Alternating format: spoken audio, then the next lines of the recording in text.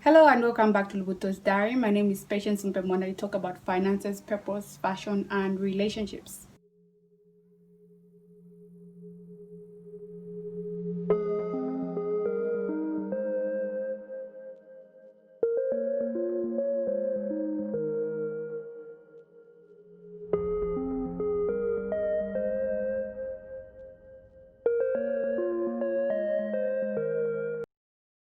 First things first, I'm so sorry for being away for such a long time without prior notice. Honestly, it's been hard being consistent while being in such an environment because it's much easier when I'm home, where there's less noise, there's more organization and everything. But with school, it was a bit crazy.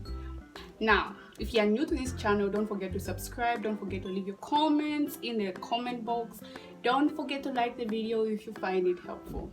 All right, let's get into it. So this video is almost a review of what I've been up to for over a month now.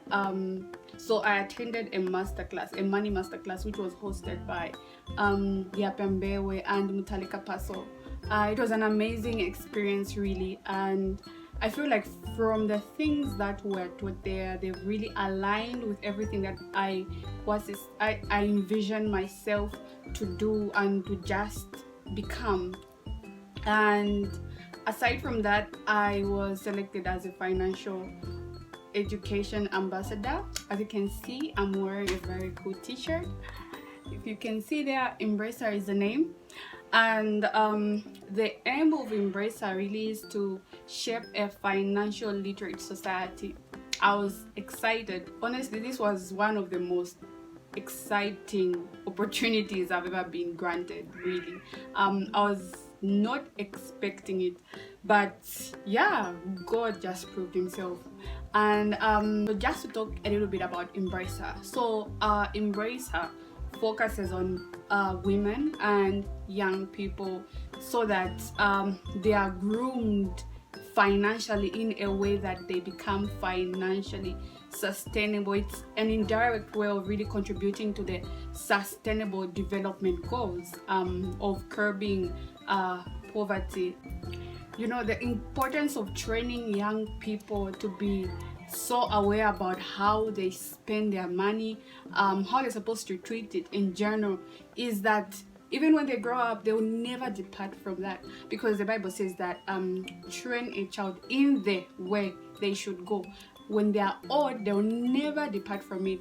You know, and when I was young, for example, I feel like I grew up in an environment which was a bit which vested me with a business kind of mindset. I recall my aunt used to make ice blocks, so sometimes I'll be the one in charge of selling. I'll be the one in charge of keeping account, like how much did we make today, how much are we supposed to get from this amount that we've made to buy the products that we need in order to make more ice blocks and that kind of a thing.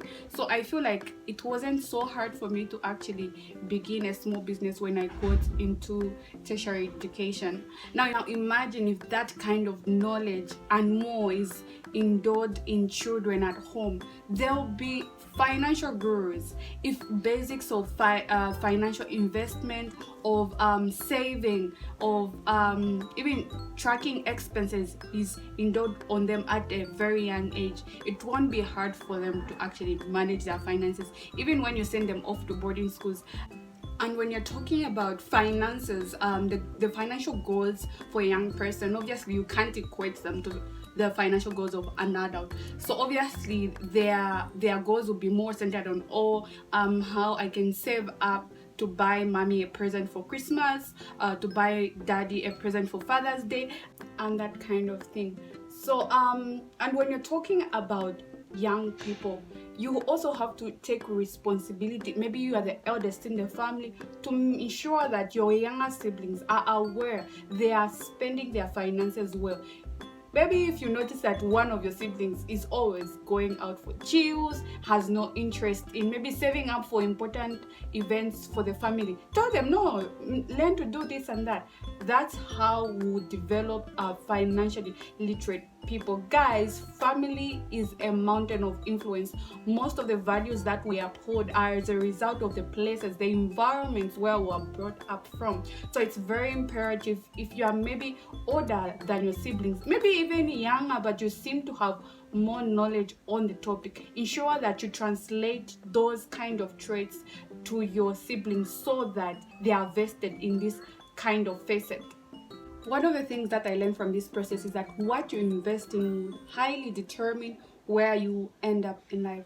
I don't think I would have been picked as a financial education ambassador had I not participated in the Money Masterclass, as well as posting content on finances. Okay, so if you have a goal, if you perhaps desire something to say, maybe you want to travel for studies abroad, you cannot just sit down and do nothing. You don't attend scholarship exhibitions, you follow anything else aside from something related to what you want. So you must work in line with what you want. You must be in alignment. That's how opportunities are going to find you. Trust me, the Bible is very clear. Whatever a man sows, that he shall reap. You can't be planting seeds of craziness on social media, doing all kinds of crazy, and expect people to give you honor and any opportunities maybe that are honorable, that are legit. You have to work in line.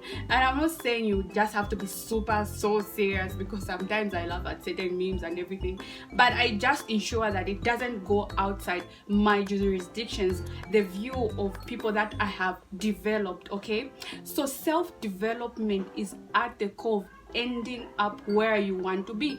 If you want to be maybe a business person, invest in books, invest in maybe seminars. There are certain classes that are offered for free online. For example, sometimes when I have the opportunity, I do attend classes that are hosted by entrepreneurs. They are amazing. They've really helped me. The few meetings that I've attended have helped me become a well-disciplined person.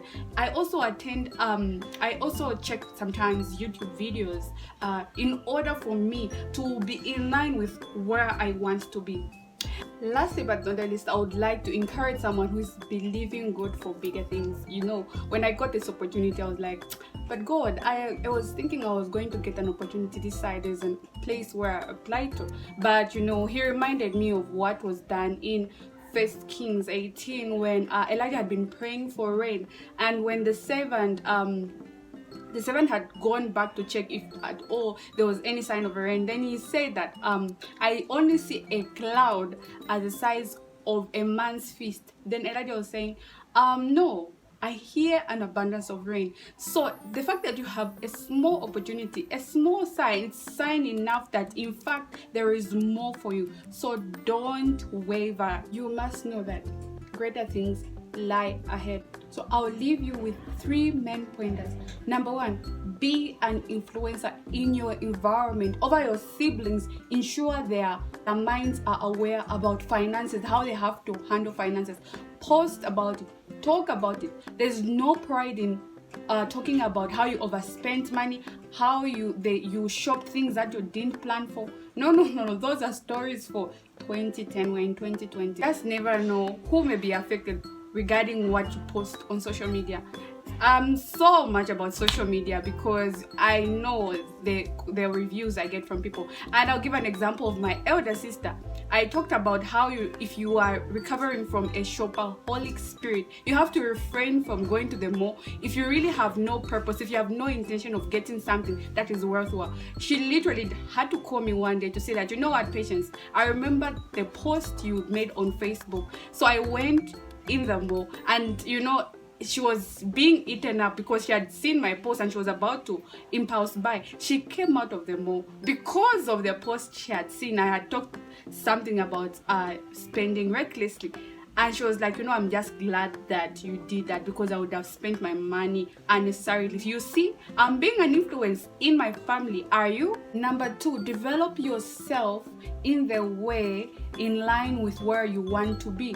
Don't be saying you want to be this and yet or the whole time you invest your time, your money in something that is not in line with where you want to be. Okay, then lastly but not the least, celebrate answered prayers that seem to be smooth. You'll be like, oh my goodness, I was really praying for this, but this is what came up. Celebrate. That is an act of faith. You just never know what lies ahead of you. God could be testing you on your state of heart. Are you grateful for the small things that God is able to give you? Because if you can be thankful for the things that you have now, obviously you know you'll be able to have a heart for bigger things. You'll be even more thankful for greater things. Okay, so that's it from me. I hope you've been blessed by this video. If you are new to this channel, don't forget to subscribe, and don't forget to leave your comments. Don't forget to like. Don't forget to share the link to this video. You never know whom it may help. All right, see you in my next video. I love you so much. Be the light.